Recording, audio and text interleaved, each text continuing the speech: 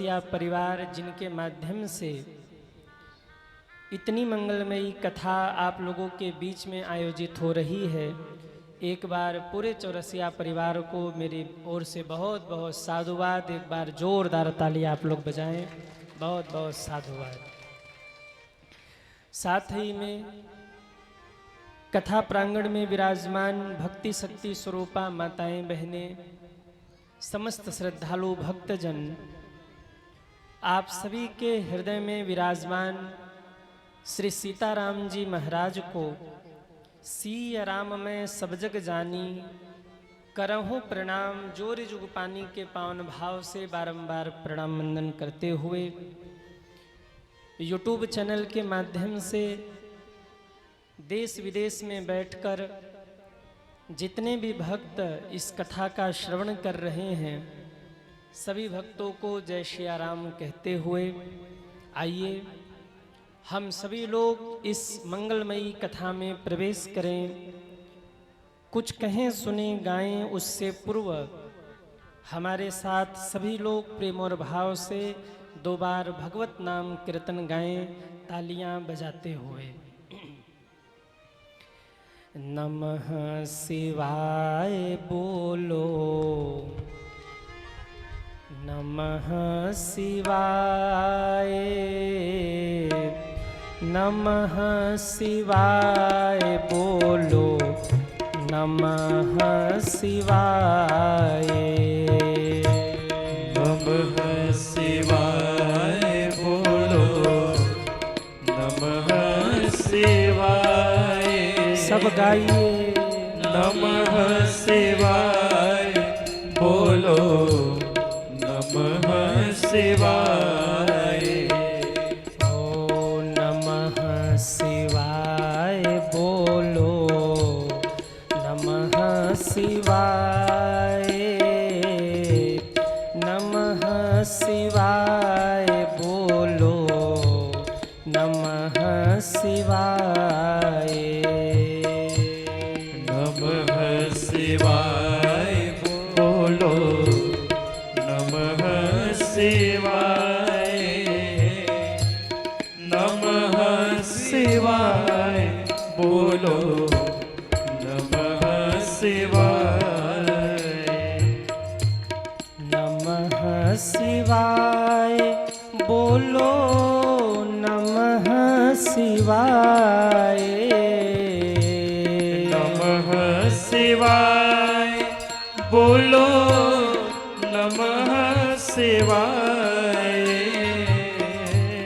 नमः शिवाय बोलो, नमः शिवाय, शिवाय बोलो, नमः शिवाय, नमः शिवाय गावो, नमः शिवाय, नमः शिवाय गावो, नमः शिवाय, नमः शिवाय बोलो, नमः शिवाय, नमः शिवाय बोलो, नमः शिवाय, नमः शिवाय हे महादेव नमः शिवाय, जय हो। नमः शिवाय बोलो, नमः शिवाय। एक बार जितने लोग बैठे सभी दोनों हाथ ऊपर करेंगे और दोनों हाथ ऊपर करके तालियां बजाते हुए हरि बोल।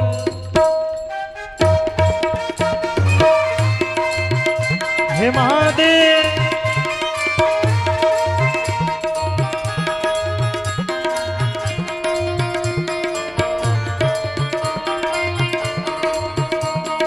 जय हो।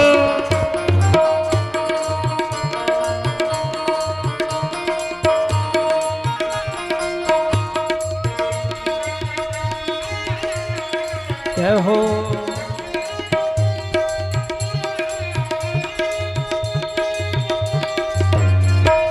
हरि बोल।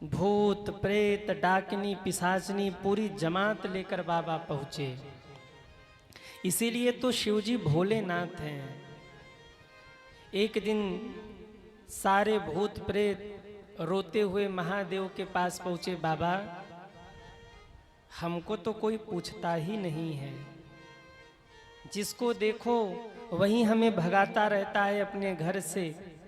जरा भी आशंका हो जाए कि हमारी छाया भी कहीं है ना, तो तुरंत पंडित जी लोगों को, तांत्रिक लोगों को पकड़ पकड़ के लोग हम लोगों को झाड़ फूक के दूर भिगवा देते हैं।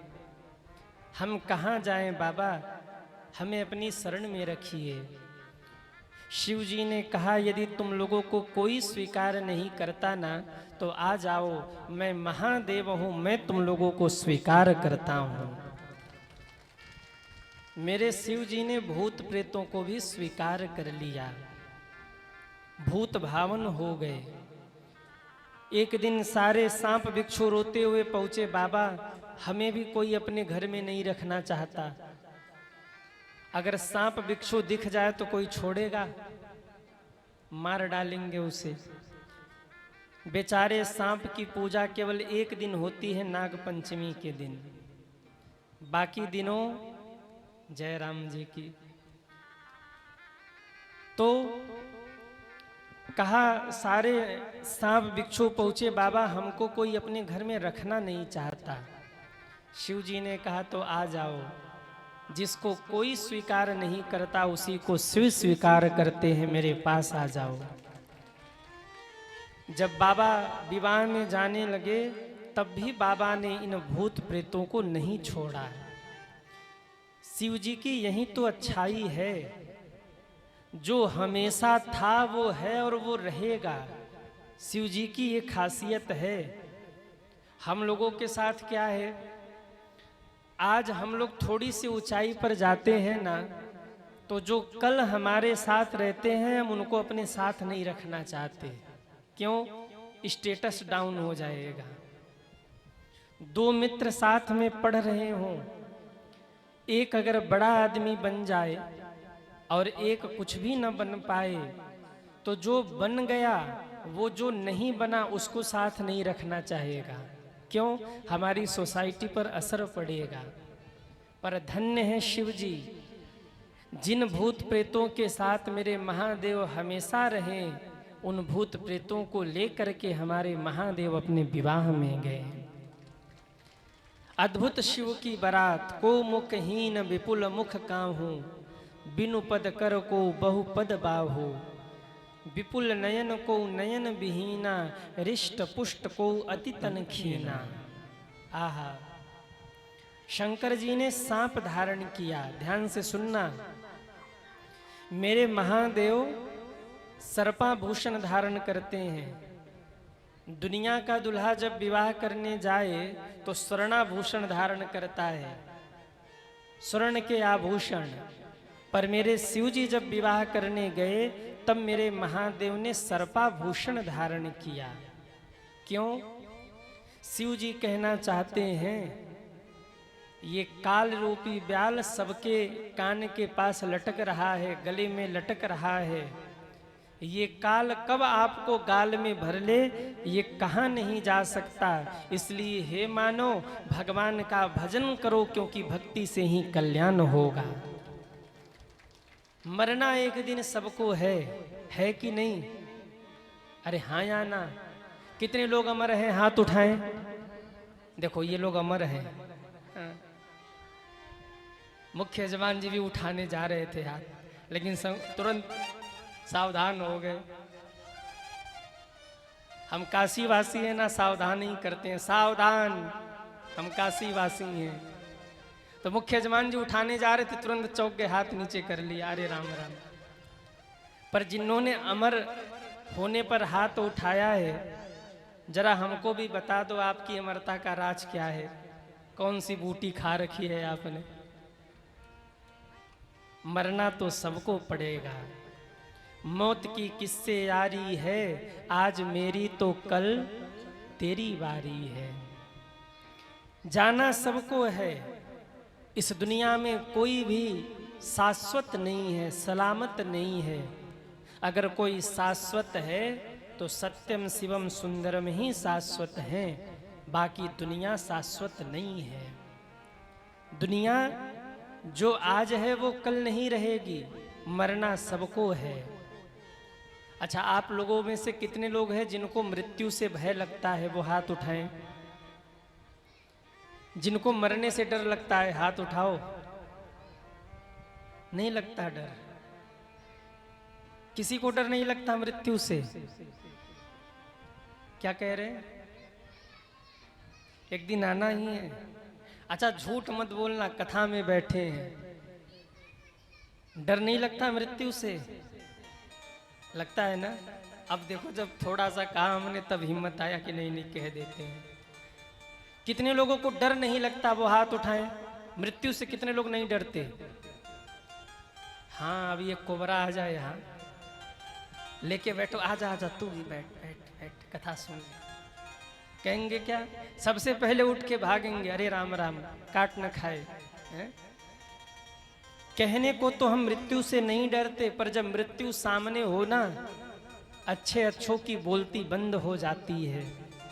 अच्छे अच्छे लोग मृत्यु को देख करके कांपने लगते हैं, भयभीत हो जाते हैं। कोई यहाँ आके लगा जाए बंदूक, बोले मार दूंगा, कहेंगे जीवन भर की कमाई ले जाओ पर हमको छोड़ दो। क्यों? हम रहेंगे तो फिर कमा लेंगे। मरने से सबको डर लगता है। एक बुढ़िया अम्मा थी, बहू आ गई पढ़ी लिखी मॉडल। अब बहू आई तो एक भी घर का काम न करे। कई कई बहुएं होती हैं सासुओं से खूब काम करवाती हैं। अब वो बहू थोड़ी सी ज़्यादा ही मॉडल थी। अब वो 10 बजे तक सोई रहे और सुबह जैसे ही 10 बजे उठे तो आवाज़ लगा रही, ओ अम्मा चाय बना के पिलाओ। अब बुढ़िया अम्मा बेचारी चाय बना के ले जाए, चाय पिलावे। अरे ओ अम्मा घर में झाड़ू लगा दो। अब बुढ़िया अम्मा बेचारी झाड़ू लगावे, न लगावे तो बहू झाड़ू उठा के लगावे, लेकिन जमीन पर नहीं, पीठ पर लगावे। सास की पीठ पर लगावे, ऐसी स्थिति थी। अब बेचारी सास बड़ी समझदार, बुढ़िया अम्मा घर के काम करे, जब थक जाए तो कहे हे भगवान उठा लो। गली मोहल्ले के सारे बूढ़े चले गए, हमारी फाइल कहाँ खो गई? यही सब दिन देखने के लिए आपने हमें रखा है, हे भगवान उठा लो। जब काम करते करते थक जाए तो कहे हे भगवान उठा लो। पुराना समय था, पुराना जमाना।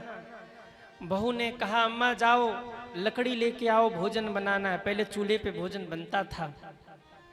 तो वो अम्मा गई लकड़ी लेने, गट्ठर एकत्रित किया। गट्ठर जो थोड़ा भारी हो गया। जब गट्ठर भारी हुआ उठाने लगी तो उठा नहीं।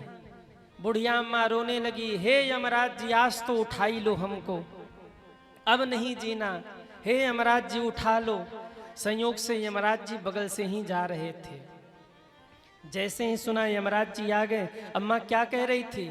रोज कहती थी उठा लो, आज उठाने आया हूं, चलो। जैसे ही यमराज जी को सामने देखा, अम्मा तो थर थर कांपने लगी और बोली हे यमराज जी हमको मत उठाओ, उठाना हो तो लकड़ी का गट्ठर उठा लो। हमको छोड़ो, लकड़ी का गट्ठर उठा लो। हमने तो लकड़ी के गट्ठर उठाने की बात की थी। तो जब सामने मृत्यु हो तो अच्छे अच्छों की बोलती बंद हो जाती है। लेकिन शंकर जी गले में सांप धारण करते हैं, मौत को अपने साथ में रखते हैं। मानो शिव जी कहना चाहते हैं, हरि भूलो नहीं जगत छोड़ो नहीं, कर्म कर जिंदगानी में, रहो दुनिया में तुम ऐसे कमल रहता जो पानी में। भगवान को भूलो मत, भगवान को याद रखो। मृत्यु को भूलो मत, मृत्यु को याद रखो। कर्म करते रहो और ऐसे संसार में रहिए जैसे कमल कीचड़ में रहता है, जल में रहता है। शिव जी सर्पाभूषण धारण करके गए। साथ में भूत प्रेतों की जमात। हिमालय नगर की माताओं ने जब इस दृश्य को देखा तो कहने लगी, अरे गौरा के दुल्हा सलोना हो, कोई टोना न डालो, गौरा के दुल्हा सलोना हो, कोई टोना न डालो, हो गौरा के दुल्हा सलोना हो, कोई टोना न डालो, गौरा के दुल्हा सलोना हो, कोई टोना न डालो, टोना न डालो, कोई टोना न डालो, टोना न डालो, कोई टोना न डालो, टोना न डालो, कोई टोना न डालो, टोना न डालो, कोई टोना न डालो, गौरा के दुल्हा सलोना हो, हे महादेव, कोई टोना न डालो, गौरा के दुल्हा सलोना हो, कोई टोना न डालो। जरा उठाइए दोनों हाथों को, हरि बोल। जय जय।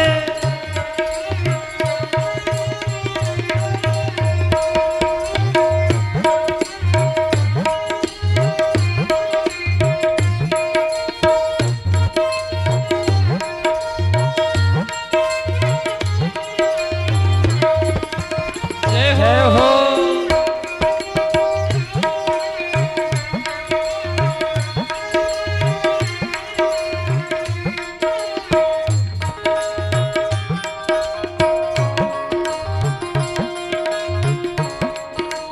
महादेव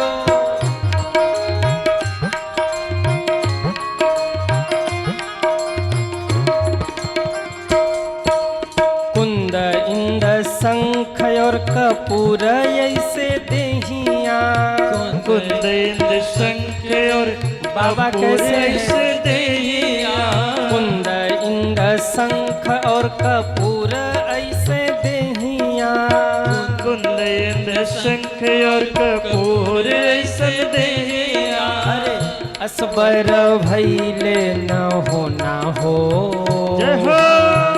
असबर भैले न हो, कोई टोना न डालो, गौरा के दुल्हा सलोना हो, कोई टोना न डालो, हो गौरा के दुल्हा सलोना हो, कोई टोना न डालो।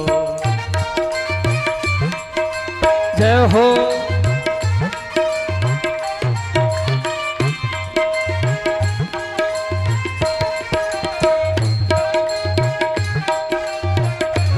हे महादेव, शंकर जी को विवाह में होता है ना, गाली देती हैं माताएं, इधर होता है कि नहीं? पर शंकर जी के गणों को देखकर किसी मैया की हिम्मत ही नहीं हुई कि गाली दे, लेकिन फिर भी माताएं कहाँ मानती हैं, लगा दगा के कहीं न कहीं से कुछ न कुछ बोली देती हैं। तो माताएं प्रत्यक्ष तो नहीं कह रही हैं कि दुल्हा ठीक नहीं है, या गरिया नहीं रही हैं, जान रही हैं कि राम जी नहीं है, कि शंकर जी हैं। जहाँ गाली देंगे त्रिशूल फेंक के मार देंगे, इनका कोई भरोसा नहीं। तो माताएं डायरेक्ट न कह के इनडायरेक्ट कह रही हैं। गौरा के बियाह देख जियरा जुड़ैले, गौरा के बियाह देखे जियरा जुड़ैले, गौरा के बियाह देख जियरा जुड़ैले, गौरा के विवाह देखे जियरा जुड़ैले, ई है ब्याह ई है गौना हो,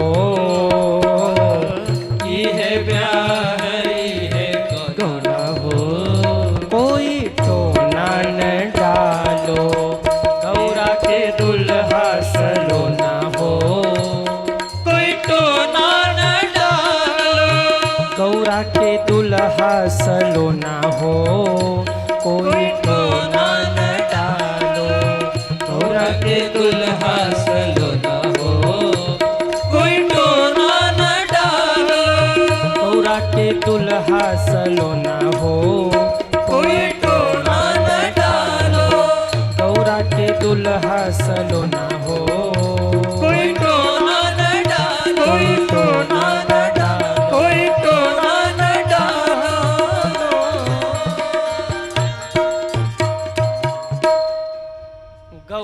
के बियाह देख जियरा जुड़ैले। माता इनडायरेक्ट कह रही हाँ हाँ हम तृप्त हो गए बारात देखकर। गौरा के बियाह देख जियरा जुड़ैले। गौरा के माताएं कहती हैं ई है ब्याह ई है गौना हो। बोले बाबा सुन लीजिए, ई है ब्याह ई है। माताएं कहना चाह रही है। अच्छा इधर होता है कि नहीं, विवाह के 1-2 दिन बाद गौना होता है, इधर होता है कि तुरंत विदाई? तुरंत विदाई। अच्छा पहले दोनों होता था। हमारे तरफ की परंपरा है, हाँ सही आप कह रहे, दोनों होता है। पहले होता था ऐसा कि विवाह के 1 दिन रुक के फिर अगले दिन विदाई होती थी। माताएं कह रही इस चक्कर में मत रहना कि गौना फिर से जाएगा। ई है ब्याह ई है गौना हो। क्यों? माताएं जान रही हैं। जय हो।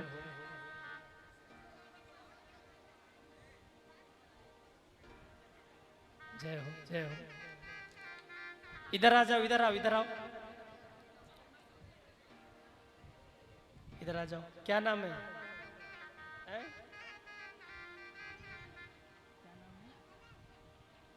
अनर्थ क्या कह रहे? अच्छा आदर्श। जय हो जय हो। यहाँ के बच्चे हमारे समझ से ऊपर हैं। जहां हम खत्म होते हैं वहां से बच्चे शुरू होते हैं। यहाँ के जितने बच्चे हैं ना सब पढ़े पढ़ाए प्रकट हुए हैं। देखो एक रो रहा है, कहीं है, है?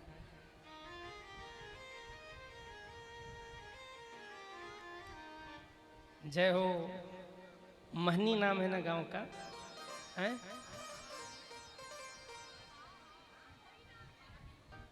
महनी ए लिख के दो।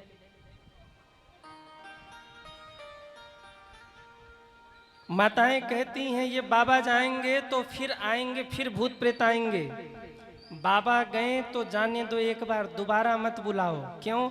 दोबारा गौना लेने आएंगे तो फिर भूत प्रेत आएंगे।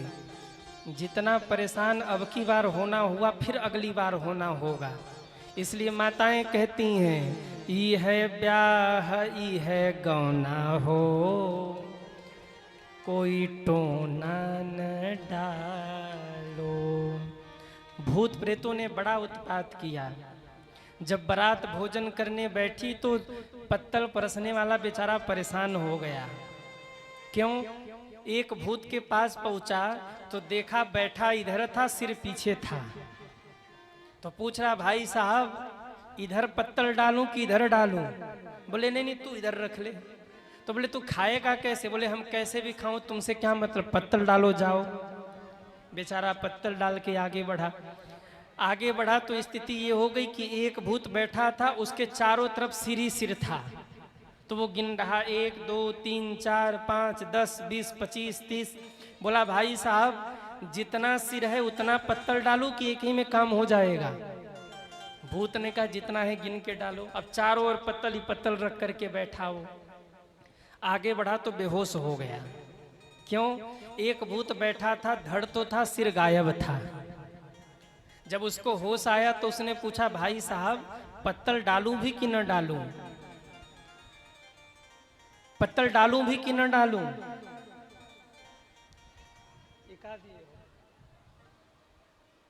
इतना छोटा है। चलो ठीक है, बोलिए भक्तवत्सल भगवान की जय हो। क्या कह रहे थे हम? क्या कह रहे थे? सिर था ही नहीं, धड़ ही था। तो उसने कहा भाई साहब पत्तल डालूं कि न डालूं? भूत ने कहा तुम पत्तल डालो। बोले खाओगे कैसे? भूत ने कहा हम कैसे भी खाएं, तुम पत्तल डालो। अब जितना पत्तल लाया था बेचारा पटक के भागा। सब्जी परसने वाला सब्जी परस के गया, पूड़ी परसने वाला पूड़ी परस के गया। खीर जो परसने वाला था वो दिल का थोड़ा कमजोर था। जैसे ही भूत प्रेतों को देखा बेहोश होके गिर गया। लोगों ने जगाया, क्या हुआ भाई? हमारे बस का नहीं है भैया, भले ही हमारी नौकरी चली जाए, हिमालय राज फांसी पे चढ़ा दें, पर ऐसे बारातियों को हम नहीं खिला पाएंगे। सब घराती नारद जी के पास गए। सारे घरातियों ने कहा कि हम कैसे भोजन कराएं इन बारातियों को, ये तो भूत प्रेतों ने परेशान कर दिया। नारद जी ने कहा, तो भोजन क्यों कराते हो? एक जगह स्टॉल लगाओ और स्टॉल पर सब्जी, पूड़ी, मिठाई सब रख दो और सबको कह दो वो स्टॉल लगा है, सब जाकर खा लो, झंझट खत्म। एक जगह भोजन रखा और भोजन रख करके सारे भूतों को कहा, जाओ खाओ। सारे भूत गए, अपने से पत्तल उठाया, जिसको जितना चाहिए लेके खाना शुरू किया। हमको लगता है बुफर सिस्टम का आरंभ तभी से हुआ था। शंकर जी के विवाह से ही क्या कहते, बफर कहते कि ब्रुफर कहते हैं? क्या कहते इधर? अरे बोलो ना, बफर। बफर सिस्टम कहो, बफेलो सिस्टम कहो, का फर्क पड़ता है? तो हमको लगता है ये सिस्टम तभी से प्रारंभ हुआ। सारे भूत प्रेतों ने पेट भर के भोजन किया। उधर बाबा का विवाह संपन्न हुआ, बड़ा कौतुक हुआ। जैसे ही बाबा का विवाह संपन्न हुआ, पंडित जी ने कहा वर वधू खड़े हो जाएं। नाई ना के खड़ी हो गई, खबरदार कोई खड़ा नहीं होगा। भगवान शंकर ने कहा क्यों, क्या हो गया? नाइन हाथ जोड़ के बोली, महाराज दुनिया वाले कहेंगे शंकर जी का विवाह करवा के आ रही है, चमन्नी से भेंट नहीं हुआ अभी तक, 1 रुपया हमको नहीं मिला, जब तक हमको नेक नहीं मिलेगा तब तक उठने नहीं देंगे। शंकर जी विष्णु भगवान से पूछने लगे, क्या कह रही है ये? विष्णु जी बोले नेक मांग रही है। विष्णु जी ने कहा नेक क्या होता है? बोले वो दुल्हे को जो प्रिय होता है ना, वो कुछ न कुछ उपहार देता है, आशीर्वाद स्वरूप प्रजा में बांटा जाता है। तो शंकर जी ने कहा अच्छा नेक चाहिए, आंख बंद करो नाइन। नाइन को लगा कि कोई बड़ा गिफ्ट मिलने वाला है, शायद हम देख लेंगे तो हमको हार्ट अटैक आ जाएगा, इसलिए शंकर जी कह रहे आंख बंद करो। और बाबा क्या न दे दे? नाइन ने आंख बंद किया, झोली फैलाया, बाबा ने झोलिया से निकाला छोटा छोटा सांप, छोटे छोटे बिच्छू। जैसे ही उसके आंचल में रखा, नाइन आंख बंद करके खड़ी है, मन ही मन खुश हो रही कि आज तो हम माला माल हो जाएंगे। अब उसको क्या पता कि प्राण पे बनाएंगे। जैसे ही सांप रखा, सांप फड़फड़ा के ऊपर चढ़ने लगे। नाइन ने आंख खुला, अरे बाप रे बाप, फटकार के हाथ चली भाग। भगवान विष्णु ने आवाज लगाया, अरे ओ नाइन नेक तो लेते जाओ। नाइन ने कहा महाराज हम फ्री में विवाह करवाएंगे, हमको नेगो को नहीं चाहिए। शंकर जी रखें अपना नेगो। पंडित जी लोग देख रहे थे कि नाइन मांग के हटे तो हमारा भी नंबर आए, लेकिन जब नाइन की स्थिति देखी तो आचार्य जी लोग दुबक गए।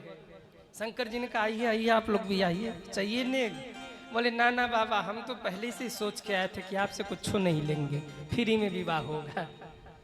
अद्भुत बाबा का विवाह संपन्न हुआ। शिव जी ने सबको बड़ा आनंद दिया, बड़ा सुख दिया। शिव जी जैसा देवता नहीं है। देखो बाबा चाहते ना तो खूब सज धज के जाते, खूब बन ठन के जाते, जैसा आज होता है। होते कुछ और हैं और दिखाते कुछ और हैं। आज रिश्ता क्यों टूट रहा है? एक बहुत प्यारा सूत्र मैं आपको दे रहा हूं। अगर आप जीवन में सदैव सुखी रहना चाहते हैं तो नया नया विवाह हो तो दोनों परिवारों को जैसे हैं वैसे ही रहना चाहिए। दिखावे की जिंदगी लोगों के जीवन को बर्बाद कर रहा है।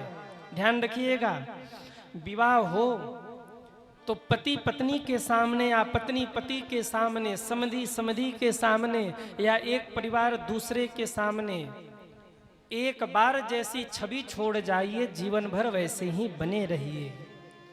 और अगर आप वैसे ही नहीं बने रह सकते तो वो छवि छोड़ने का प्रयास मत करिए। आप दिखावे के चक्कर में तोप खान बन के जाएंगे और बाद में पता लगा खोदा पहाड़ निकली चोहिया, कुछ नहीं है, खाली है एकदम। विवाह के पहले लड़का अमेरिका में डॉक्टर होता है और विवाह के बाद पता लगता है कि नौकरी चली गई।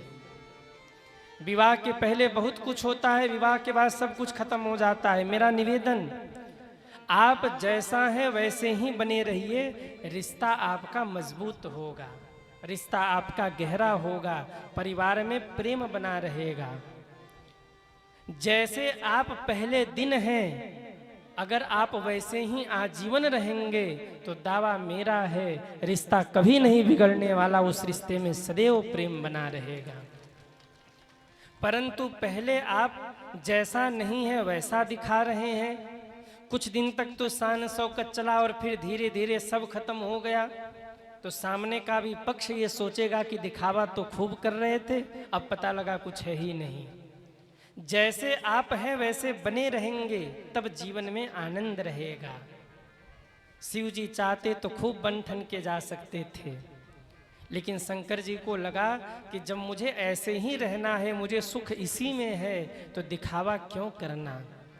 आज दिखावे के जीवन ने लोगों की जिंदगी को बर्बाद करके रखा है। सज्जनों, होता कुछ नहीं है और दिखाते बहुत कुछ हैं।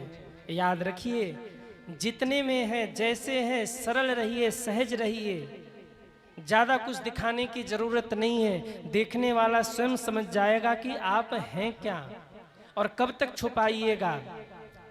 आज नहीं तो कल, कल नहीं तो परसों आपकी असलियत सामने आ ही जाएगी। इसलिए जैसे हैं वैसे ही बने रहिए। आज रिश्ते इसीलिए टूट जाते हैं क्योंकि दिखाया कुछ और जाता है और होता कुछ और है।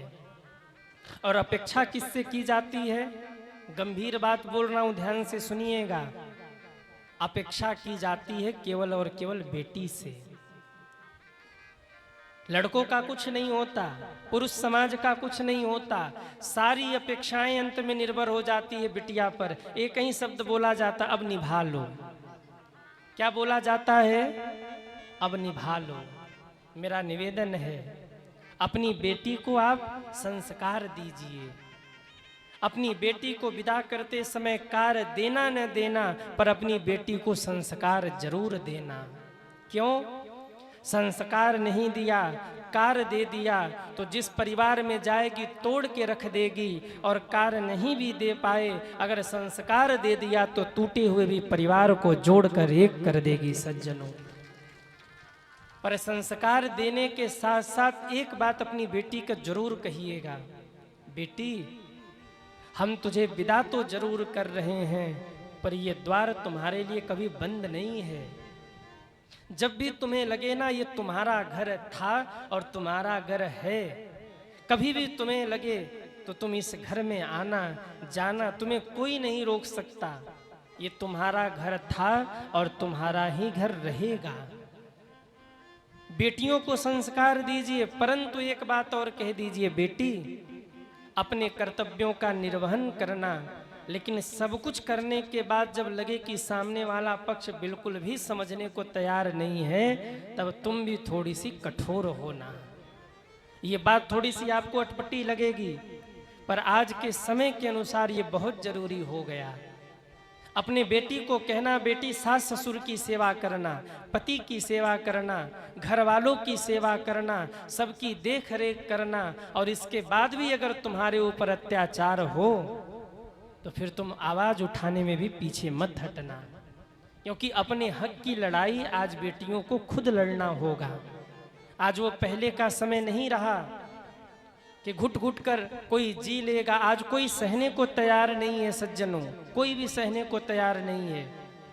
एक पक्ष गलती पे गलती करता जाता है और दूसरे पक्ष को कहा जाता है केवल सह लो। ये बात मैं बेटी के लिए नहीं कह रहा, बेटों के लिए भी कह रहा, क्योंकि आज कई घटनाएं ऐसी घट रही हैं कि विवाह हुआ और पता लगा ड्रम में मार के पैक कर दिया अपने पति को ही। ये बात दूसरे पक्ष के लिए भी है।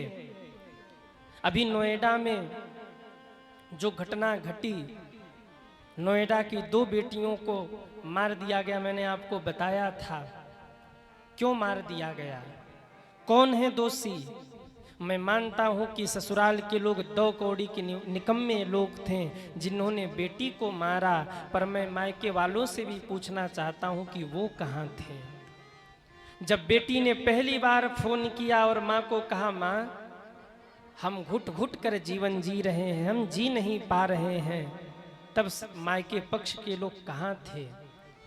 अरे जिस समय पहली बार बेटी ने फोन किया कि हम घुट घुट कर जी रहे हैं, मायके पक्ष के लोगों को जाना चाहिए था और बेटी के हाथ को पकड़ करके उन्हें मायके लाना चाहिए था, कम से कम बेटी सुरक्षित तो रहती।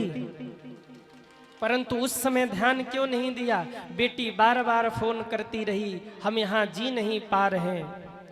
और ये समस्या हर जगह होती है। बेटी फोन करे तो घर वालों को लगता है कि समाज क्या कहेगा। विवाह के बाद अगर बेटी मायके में रहेगी तो ये समाज क्या कहेगा। उस समाज की चिंता करते हैं जो समाज आपको कुछ नहीं देने वाला। उस समाज की आप चिंता करते हैं जो समाज केवल और केवल आपका मजाक बनाता है। उस समाज की आप चिंता करते हैं जो समाज केवल और केवल आपका हंसी करता है। याद रखिए, यहाँ जितने पिता बैठे हैं और जितनी बेटियां बैठी हैं, मैं सबसे निवेदन करूं, पिता से निवेदन करूं, माँ से निवेदन करूं, अपनी बेटी का विवाह करिए ना, तो आपसे ज्यादा आपकी बेटी को कोई और नहीं जानता। आप जानते हैं मेरी बेटी का स्वभाव कैसा है, आप जानते हैं मेरी बेटी का संस्कार कैसा है। बड़ा घर और बड़ी गाड़ी, बड़ा धन देखकर अपनी बेटी का विवाह मत करना। अपने बेटी का स्वभाव देख करके अपनी बेटी का विवाह करना, उसके संस्कार देखकर उसका विवाह करना। क्योंकि 20-25 वर्ष बेटी आपके घर में रही है, आप जानते हैं कि मेरी बेटी का स्वभाव कैसा है, वो कैसे घर में रह सकती है। ऐसा घर उसके लिए ढूंढना, केवल नौकरी पर धन पर मत जाना, बड़े घर पे मत जाना, वो तो कहीं मिल सकता है। अपनी बेटी का स्वभाव देखना और उसके अनुरूप वर ढूंढना। और मैं बेटियों से भी कहना चाहूँगा, ससुराल जाना तो अपनी पिता के लाज के लिए सब सहना, सास ससुर की सेवा करना, पति की सेवा करना, सबकी देख रेख करना। और उसके बाद भी अगर शराब पीकर कोई आप पर अत्याचार करे, गाली दे, आपको मारे पीटे प्रताड़ित करे, तो उस घर में कभी मत रहना, उस घर से निकल करके मायके चले आना। पहले वहां से निकलना, क्योंकि आप जीवित रहिएगा तब जीवन में कुछ कर पाइएगा।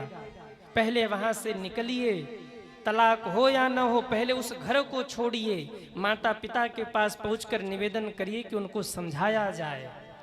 दोनों पक्ष बैठ करके पहले समझौता करे, और इसके बाद भी अगर वो मानने को तैयार न हो, प्रतिदिन शराब पीकर मैंने देखा है कई घर में आते अपनी पत्नी को मारते रहते हैं, उसको प्रताड़ित करते रहते, उसकी कोई गलती नहीं और वो सहती रहती है बेचारी। क्यों? मेरे पिताजी की पगड़ी न उतरे, और एक दिन घुट घुट के उसी घर में मर जाती है।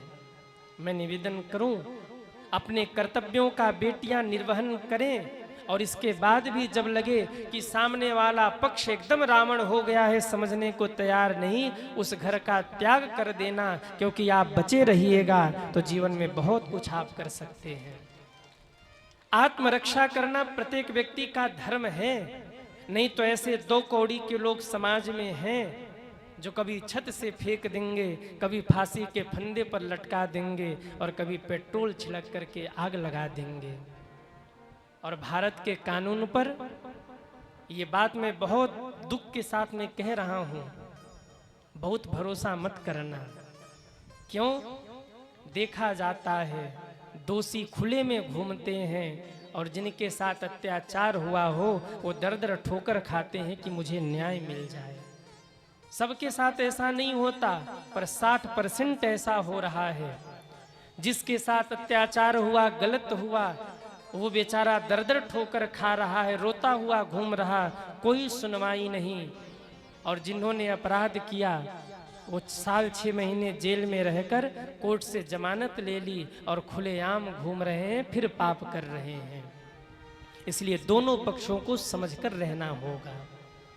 हिमालय राज को देखिए, जब पार्वती माँ ने शिव जी को समझा, शिव जी ने पार्वती को समझा, मूल को समझ गए, तब अपनी बेटी का विवाह किया। पार्वती जी सुखी रहीं, नहीं तो कहाँ एक राजा की बेटी और कहाँ एक कैलाश पे रहने वाले, पहाड़ों में रहने वाले महादेव, कहाँ स्वर्णाभूषण धारण करने वाली माता पार्वती, तो कहाँ सर्पाभूषण धारण करने वाले महादेव। जोड़ी नहीं जमती दोनों की। अगर विवेक नहीं होता, अगर एक दूसरे में समझ न होती, तो एक दिन भी माता पार्वती नहीं रह सकती थी। क्योंकि कहाँ तो महलों में रहने वाली पार्वती और कहाँ रहने को कैलाश मिला। लेकिन पार्वती माँ ने उस चीज को प्रथम में ही स्वीकार कर लिया, मैं तो पति बरूंगी शिव को, शिव भोला कैलासी। इसलिए वो गृहस्थी चली। आज गृहस्थी क्यों नहीं चल रही है? क्योंकि आज रिश्ते नहीं हो रहे हैं, आज व्यापार हो रहा है। बेटा डॉक्टर बन गया तो एक काम करो, 40 लाख रुपए दो, बेटे से विवाह कर लो। कन्या पक्ष से मांग होता है, इतना इतना मेरे बेटे ने पढ़ाई किया है, इतना दहेज चाहिए, इतनी औकात है तो मेरे द्वार पर आना, नहीं तो मत आना। हो रहा है कि नहीं? ऐसा हो रहा है? कहिए, हम गलत तो नहीं कह रहे। हमारे बेटे ने इतनी ऊंची पदवी प्राप्त की है, इतने का पैकेज है, अगर इतना दे सकते हो तो मेरे द्वार पर आना, नहीं तो मत आना। आज रिश्ते नहीं होते हैं, आज तो व्यापार होता है। इतना दो, मेरे बेटे को खरीद लो। और फिर चाहते हैं कि बहू आए और चरण दबाए, बहू आए और सेवा करे। अरे 50 लाख लेकर के बहू को ले आए हो तो बहू सेवा करेगी, चरण दबाएगी? गला न दबाए तो दिवाली मनाना। बहू सेवा करेगी, लेन देन तो पहले ही तुमने कर लिया। वो बेटी नहीं देख रही है कि मेरा पिता कैसे एक एक रुपए जोड़ रहा है? वो बेटी नहीं समझ रही है कि कैसे कैसे ससुराल पक्ष के लोग मेरे घर वालों से दहेज मांग रहे हैं? वो बेटी सब देख रही है, सब समझ रही है। दहेज लेकर यदि बहू ले आए तो सेवा की आकांक्षा मत रखना।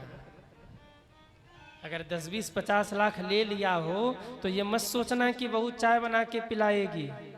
हाँ, पिला दे तो बड़ी भाग्य है। क्यों? कुछ छोड़ा ही नहीं आपने, कोई व्यवहार छोड़ा ही नहीं।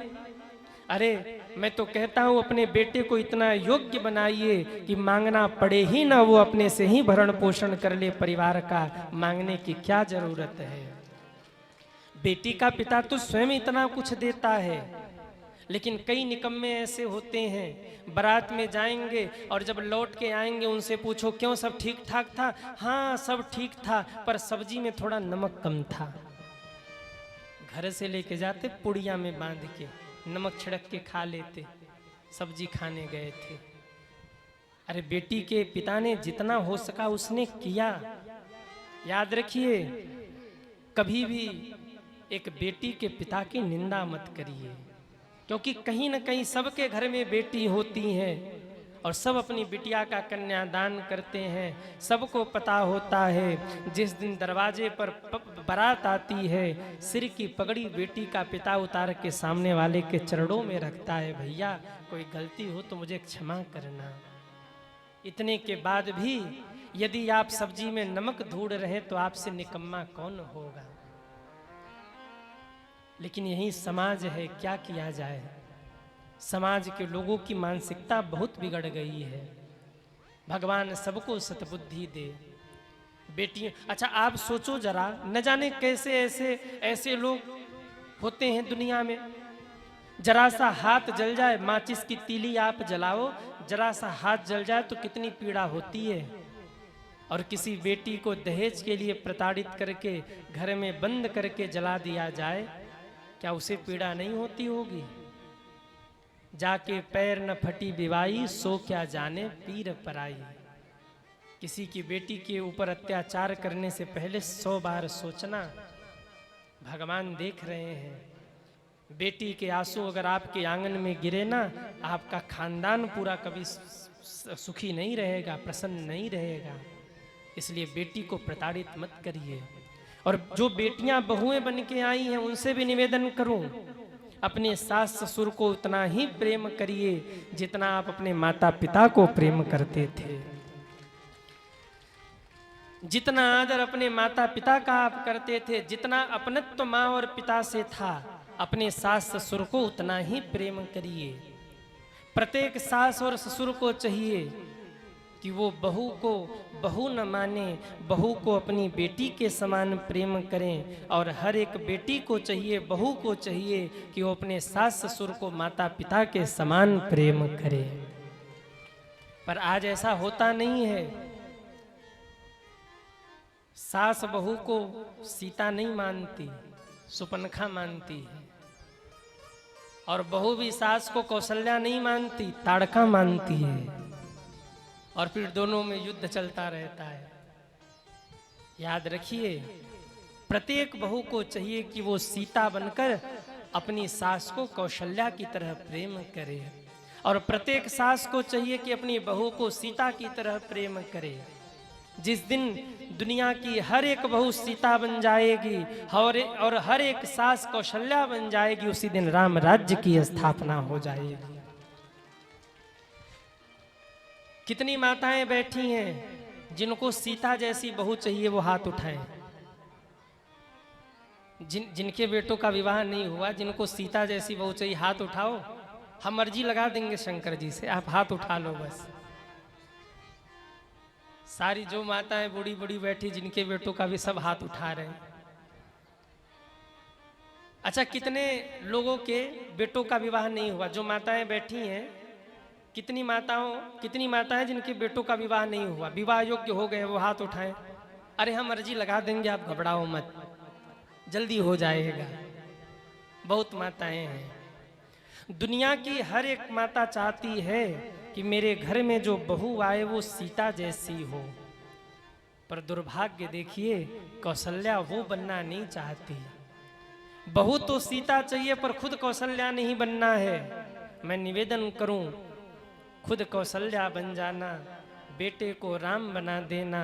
आपके घर में जो बहू आएगी वो सीता ही होगी, विश्वास रखना। खुद कौशल्या बनना और बेटे को राम बनाना। खुद कौशल्या बने नहीं, बेटे को राम बनाया नहीं। और बहू क्या चाहिए? बहू कौन चाहिए? सीता जैसी चाहिए। कहाँ होगा? नहीं हो पाएगा। तो भैया, ये जीवन है, समझने का नाम ही जीवन है। समझाने का प्रयास मत करिए, समझने का प्रयास करिए। रिश्ते टूट रहे हैं, बिखर रहे हैं। बहुत जिंदगी नहीं है। 60, 70, 80 इसी में सबको निपट जाना है। कोई 20 साल जी गया, कोई 25 साल जी गया, आप में से कोई 50 साल जी गया, कोई 60 साल जी गया। 10-20 साल की जिंदगी और बची है। समझाने का प्रयास मत करिए, समझ करके रहने का प्रयास करिए, आपका जीवन सुखमय हो जाएगा। शिव जी का विवाह संपन्न हुआ। बड़े ही मंगलमय ढंग से एक एक क्रम को निभाया गया। और कहते हैं, मेरे बाबा का विवाह माँ के साथ में हुआ। देखो नंदी पे चढ़ कर आया, भोले बाबा ने ब्याह रचाया। देखो नंदी पे चढ़ कर आया, भोले बाबा ने ब्याह रचाया। देखो नंदी पे चढ़ कर आया, भोले बाबा ने ब्याह रचाया। देखो नंदी पे चढ़ कर आया, भोले बाबा ने ब्याह रचाया। न टाई न सूट न तो पैरों में बूट, न तो टाई न सूट न तो पैरों में बूट। न तो टाई न सूट न तो पैरों में बूट। न तो टाई न सूट न तो पैरों में बूट। मृग छाला पहन कर आया, भोले बाबा ने ब्याह रचाया। मृग छाला पहन कर आया, भोले बाबा ने ब्याह सब गाइए। रचाया। देखो नंदी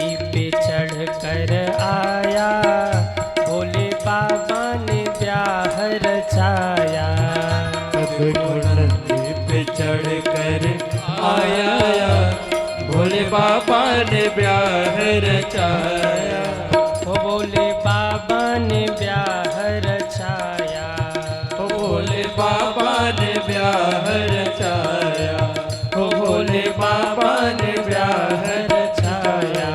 ओ भोले बाबा ने ब्याह रचाया। बोलिए शंकर भगवान की जय हो। शिव जी का विवाह मंगलमय ढंग से संपन्न हुआ। जैसे ही सुबह हुआ, शिव जी ने कहा, हे हिमालय राज, अब बारात को विदा करिए। अब जरा ध्यान से कथा सुनना। जैसे ही महादेव ने कहा, इधर से बजाओ, बारात विदा करिए, इतना शब्द सुना, बारात विदा करिए, पूरे हिमालय नगर में ये खबर आग की तरह फैल गई। सबको लग गया आज पार्वती विदा हो जाएंगी। इधर महलों में दासियां दौड़ी, महारानी की जय हो। महाराज ने कहा है बारात को विदा करने का समय हो गया, बेटी को विदाई के वस्त्रों में सजाया जाए। सुनैना माँ, बोलिए भक्तवत्सल भगवान की। जैसे ही मैना माँ ने सुना, मैना माँ सखियों को बुलाती हैं। पार्वती जी का श्रृंगार होने लगा। विदाई के वस्त्रों में पार्वती जी सजाई जा रही हैं और सबके आंख में आंसू हैं। रोते रोते मैना माँ ने पार्वती जी को गोद में बिठाया है। गोद में बिठा के बहुत सुंदर संदेश दे रही, शिक्षा दे रही हैं। बेटी, ससुराल में जा रही हो, कैसे रहना। करे हूँ सदा शंकर पद पूजा, नारी धर्म पति देवन दूजा। बेटी, ससुराल जा रही हो, महादेव के चरणों की सेवा करना। क्यों? एक पत्नी के लिए पति के सिवाय दूसरा कोई देव नहीं होता। बेटी, अपने पति के चरणों की सेवा करना। और बेटी, सदैव याद रखना, बेटियों के लिए केवल दो ही द्वार होते हैं। एक द्वार होता है पिता का द्वार, दूसरा द्वार होता है पति का द्वार। यदि पिता के द्वार से डोली निकलती है तो पति के द्वार से अर्थी निकलती है। तीसरा कोई द्वार नहीं होता बेटी के लिए। बेटी, ससुराल जा रही हो, सदैव पति के चरणों की सेवा करना और कुछ भी ऐसा मत करना कि तुम्हारे पिता को उलाहना सुनने को मिले। बहुत समझा बुझा कर बचन कहत लोचन भरे बारी, बहुरी लाई उर लिन्ह कुमारी। बहुत समझाते समझाते भावुक हो गईं और गोद में बिठाकर हृदय से लगा करके मैना महारानी खुद रोने लगी और रो के कहने लगी, बेटी, हम माताओं का आशीर्वाद है तुम्हें, जब तक गंगा और यमुना में जल की धारा रहे, बेटी तुम्हारा सुहाग बना रहे, तुम्हारा सुहाग अचल रहे, हमारा आशीर्वाद है। बहुत प्रकार से समझाकर विदाई के वस्त्रों में सजाया है। विदाई के वस्त्रों में सजाकर जैसे ही विदा करने के लिए चली, द्वार पर हिमालय राज खड़े थे। एक बेटी की विदाई होती है तो पिता की क्या स्थिति होती है, ध्यान से सुनना। आज हिमालय राज को लग रहा है, क्या मुख लेकर मैं मेरी बेटी के सामने जाऊं। कदाचित पार्वती मुझसे रो के पूछेगी, बाबुल, हम बेटियों को ही क्यों विदा किया जाता है? ऐसी कौन सी गलती हो गई जो आज जबरदस्ती अपने घर से आप हमें निकाल रहे हैं? तो मैं पार्वती को क्या उत्तर दूंगा? एक खम्भे से सिर लगा करके हिमालय राज रो रहे थे, गमछे से सिर छुपा करके। इतने में पार्वती माँ आई हैं, पैर छूकर कहा, बाबुल, अपनी बेटी को चलने की आज्ञा दीजिए। इतना शब्द सुनना था, तड़प गए हिमालय राज, पछाड़ खा के गिरे, बेटी बेटी कहकर रो पड़े बिटिया। हमें नहीं लगता था हमारी पार्वती हमें कभी छोड़ कर जाएगी, पर आज पता लगा हमारी पार्वती पराई हो गई। आज हमें पार्वती छोड़ कर जा रही है। जिस बगिया को पाल पोस करके हमने इतने दिनों तक संभाला, आज हमें पता लगा मैं मालिक नहीं था, मैं तो केवल माली था, इस बगिया का मालिक तो कोई और है। तड़प गए हिमालय राज, रोने लगे, आज हमारी लाडो बिटिया जा रही। बेटी आज के बाद हमें बाबुल बाबुल कौन कहेगा। जब रोए हिमालय राज, माता पार्वती ने अपने साड़ी के पल्लू से बूढ़े पिता के आंख के आंसुओं को पोंछा। बाबुल, बेटी पिता से कब दूर होती है, बेटी तो सदैव अपने पिता के ही पास रहती है। बाबुल, हम कहाँ दूर जा रहे हैं। और ये सच है सज्जनों, एक बेटा पास होकर जितना ध्यान नहीं रखता ना, बेटी दूर होकर कहीं उससे ज्यादा ध्यान रखती है। कभी बेटी फोन करे ना तो माँ से धीरे से पूछती है, माँ मेरे पिताजी ठीक है ना। उनकी तबीयत पहले ठीक नहीं रहती थी, अब भैया उन्हें परेशान तो नहीं करते ना, छोटे भैया उन्हें तंग तो नहीं करते ना, उनकी तबीयत तो ठीक है ना, दवा तो समय से लेते हैं ना। जब तक माँ कहे ये न कह दे कि पिता तुम्हारे ठीक हैं, तब तक बेटी बार बार घुमा के पूछती रहती, माँ बताओ ना मेरे पिताजी कैसे हैं। ये होती हैं बेटियाँ।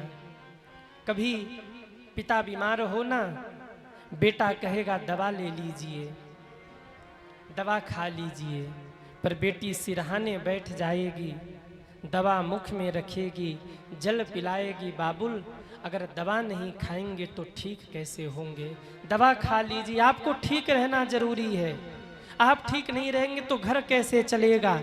सुबह शाम दवा खिलाती है, भोजन कराती है। एक माँ जैसे पिता की रखवाली करती है ना, एक बेटी ठीक उसी तरीके से पिता को रखती है जब तक पिता स्वस्थ न हो जाए। और कदाचित अनुभव करना, कोई ऐसी बेटी जो छोटी हो और उसके पिता की मौत हो जाए, कोई उत्सव हो, फंक्शन हो, होली हो, दीपावली हो, वो रो के माँ से पूछती है, माँ मेरे पिताजी कहाँ हैं, बताओ ना माँ मेरे पिताजी कहाँ हैं। माँ कहेगी वो बहुत दूर रहते हैं बेटी, अब कभी नहीं आएंगे। वो बेटी सिमट जाती, कुछ बोलती नहीं है, लेकिन उसे पता होता है मेरे बूढ़े पिता अब इस दुनिया में नहीं रहे। धीरे धीरे वो बेटी बड़ी होती है, उसका विवाह सुनिश्चित हो जाता है।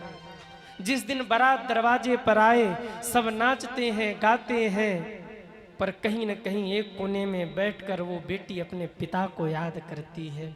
आज सब है पर मेरे पिता नहीं है। कुछ खटपट हो जाए, गांव के लोग, समाज के लोग उसके भाई पर चिल्लाने लगे। बेटी खिड़की से देखती है और मन ही मन सोचती, आज मेरे पिताजी रहते तो मेरे भैया को ये दिन नहीं देखना पड़ता, आज मेरे पिताजी रहते ना तो मेरे भैया को कोई ऐसे नहीं बोलता। विवाह का क्रम पूरा हो जाता है, वो बेटी चुप रहती है, भीतर ही भीतर रोती है, अपने आंख के आंसुओं को बाहर नहीं आने देती, लोग क्या कहेंगे। लेकिन जिस समय बेटी के विदाई का समय आता है, माँ कहती है, बेटी तेरे पिता तो नहीं है पर उनकी फोटो टंगी है, चल अपने पिता को प्रणाम कर ले। और वो बेटी उस कक्ष की ओर आगे बढ़ती है जिस कक्ष में पिता की फोटो रखी हो। जैसे ही द्वार पर पहुंचती है, दहाड़ मार के रोती है, आज मेरे बूढ़े पिता नहीं है। पछाड़ खा करके गिरती है, दौड़ करके पिता की तस्वीर को हृदय से लगाकर रो पड़ती है। बाबुल, कम से कम आज तो आ जाओ अपनी बेटी को विदा करने। अरे अपनी बेटी के हाथ पीले करने से पहले क्यों हमें छोड़कर चले गए, एक बार तो बोल दो। यदि कोई गलती होगी तो हमें डांट लो, हमें मार लो, पर एक बार तो बेटी बेटी कह के बोल दो। वो बेटी हृदय से फोटो को लगाकर रो पड़ती है, पर बूढ़ा पिता नहीं बोलता।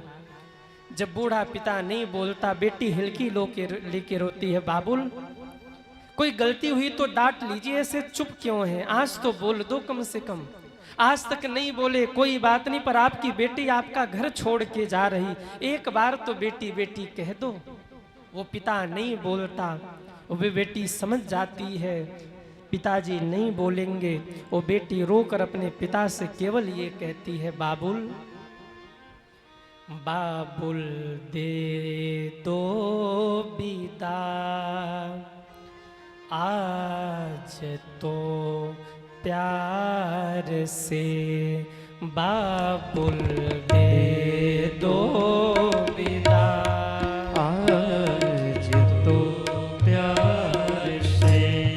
बाबुल दे दो बिदा, आज तो प्यार से। बाबुल दे दो विदा, आज तो प्यार से। जा रही हूँ मैं तेरे परिवार से, हाँ हाँ संसार से। जा रही हूँ तेरे में परिवार से, हाँ हाँ संसार से। बाबुल दे दो बिदा, आज तो प्यार से। बाबुल दे दो विदा, आज तो प्यार से।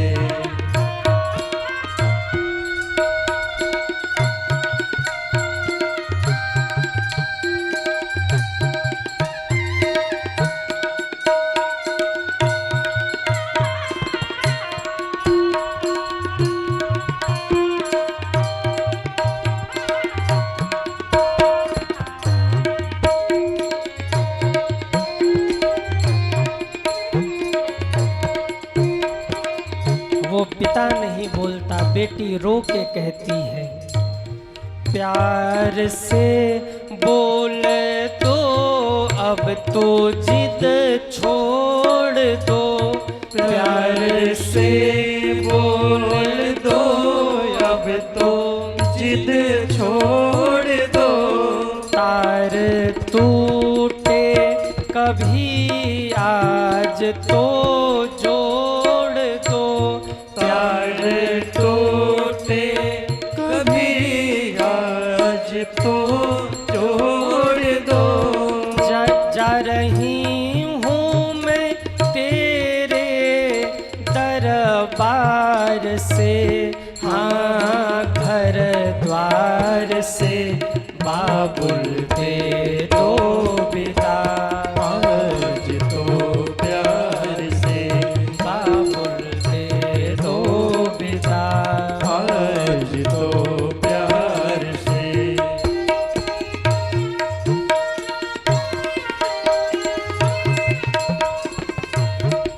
वो बेटी देखती है जब पिता नहीं बोल रहा तो रो के कहती है, पिताजी मेरे मन में न कोई सिकवा गिला।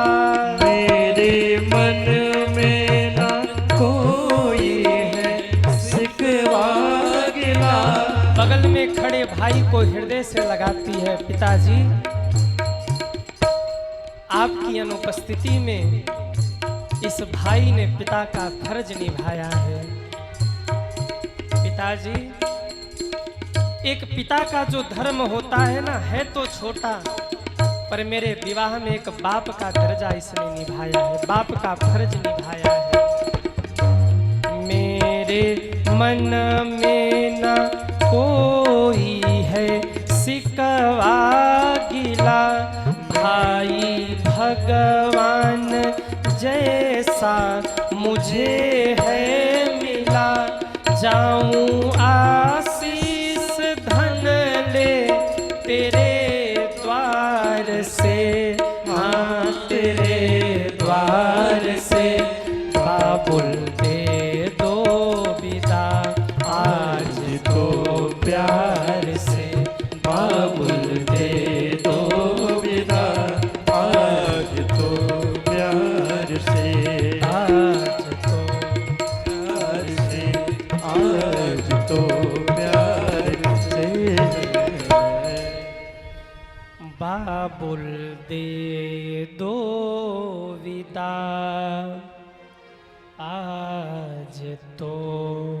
प्यार से। मेरे मन में न कोई है सिकवा गिला, क्यों?